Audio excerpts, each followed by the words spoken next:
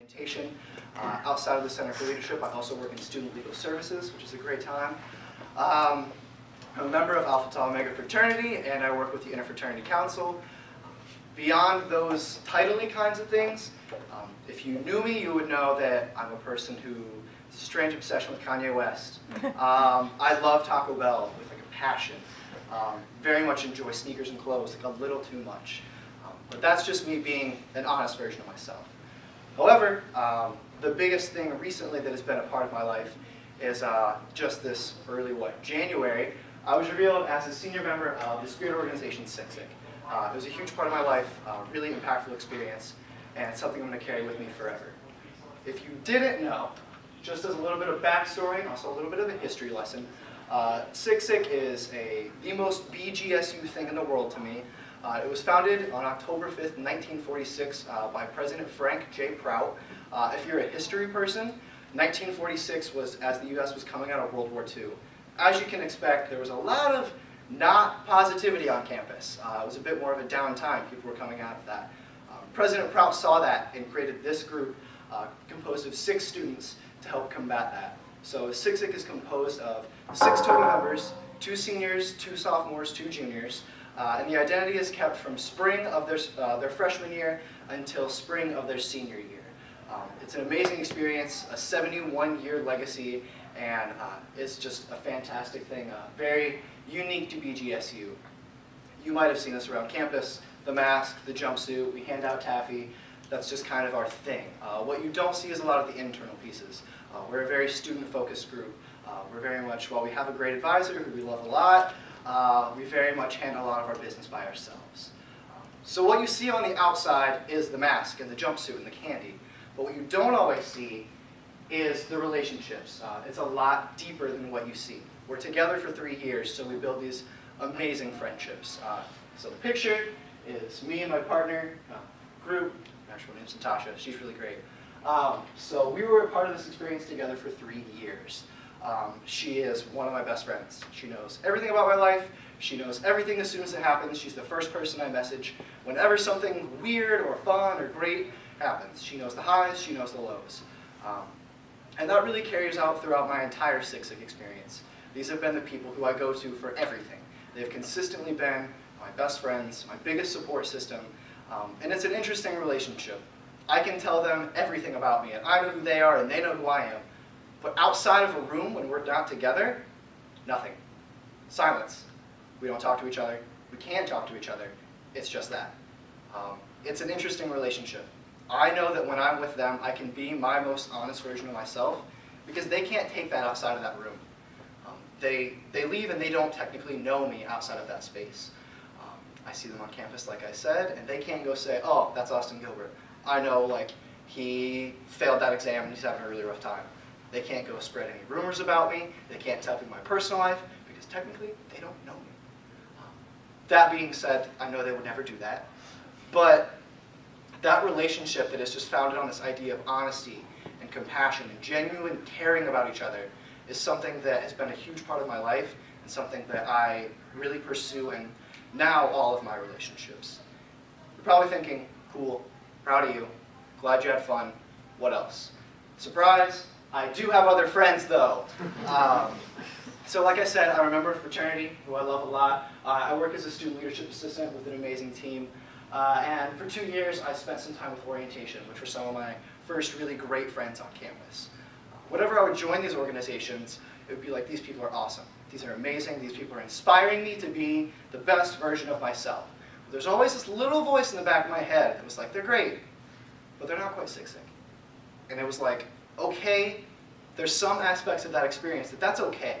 There's some bits of that culture and that idea that we bring together and that shared experience that I know no other group will be able to match. But why do I struggle to build relationships that reach close to that level? So what is the problem that is keeping me from hitting that point with my other relationships?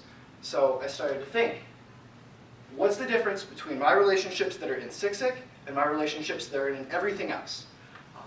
What is the problem that is making it, what is the gap?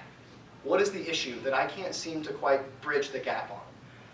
My first thought was, it's totally my fault. It's me, I'm bad at making friends. I am not good at this. I need to have some sort of set structure that guides me through the process and essentially forces these other people to be in consistent seeing of me in order for me to build these amazing relationships. That's what it is. That's just how life is.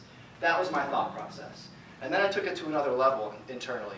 It was like, am I failing my other friendships by them not being at the same level as my Sick friendships are? Am I not quite getting there because of me? Am I letting these other people down of a side of myself that I don't show on purpose?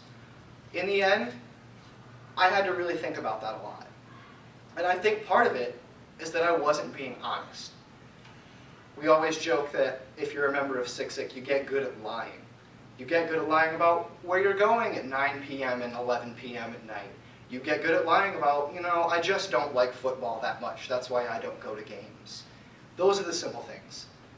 But when you say, yeah, you're one of my good friends, instead of, you're my best friend, that's when people get a little off-put. And I realized that by not being my total version of myself, not being honest with who I am, I was detracting away from my other relationships. So am I being honest with everybody in my life? Am I being honest with myself? Am I investing myself in relationships as much as I should? Is that a personal thing that I need to work on? Am I being honest with myself when I'm with other people?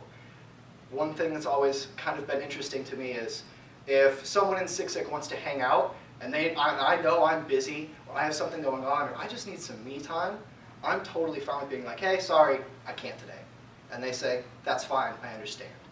You know those times when you have someone hit you up and they're like your friend, but you're just kind of like, and they're like, yo, let's go get dinner. And you're like, I guess. And you go there and you're kind of half-heartedly involved in the relationship. You're like there, but you're not. You're sitting there and eating your meal. Hopefully they paid for your dinner. At least I'd like to think so. You're there, and you're half-heartedly there. You're not totally involved in the moment. Is that honesty? Is that honesty to those people? Are you being completely honest when you're not portraying your full self to them? And beyond that, am I being honest with my friends? Am I willing to tell them, hey, sorry, not tonight, I just need some me time? Am I sharing every aspect of who I am as a person with my friends? Am I doing them a disservice by not expecting them to be like this really great friend that I'm not willing to give them the same piece of friendship that I'm expecting to receive? Am I being completely honest with where I'm at and with how I feel all the time?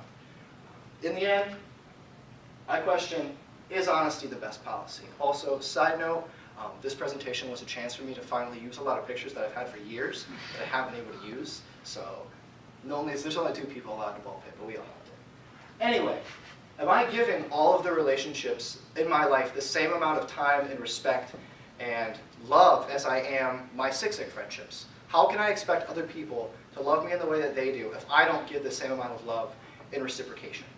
So how can I look into that as I grow? How can I push myself to develop other lasting relationships?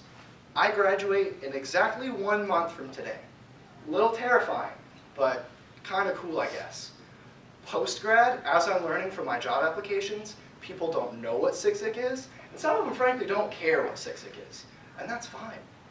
But post-graduation, I'm going to have to make new friends, and like I said, I can't just expect these things to happen. I need to be honest with myself and with the people around me, with who I am as a person, in order to develop those relationships that are really meaningful and really have that core, deep meaning. And what does this mean for my future? I'm always going to have Sick. I'll probably be coming back to BGSU for homecoming and unmasking every year for hopefully the rest of my life. That would be the goal, honestly. We'll see how that fares, but that's really what I'm hoping for. But, like I said, I'm going to need to make other friends eventually. So how can I take those lessons that I've learned about being the most honest version of myself with these other people? Hopefully that you all can kind of resonate with what I'm feeling here. I need to be the most honest version of myself in order to expect other people to be honest with me. And if I want those really deep, honest friendships, then I need to be willing to invest the same amount of time that I have in other pieces. Thank you all for listening. So next up we will have Callie. So we'll take about a 5-minute break, and then from there we'll go ahead and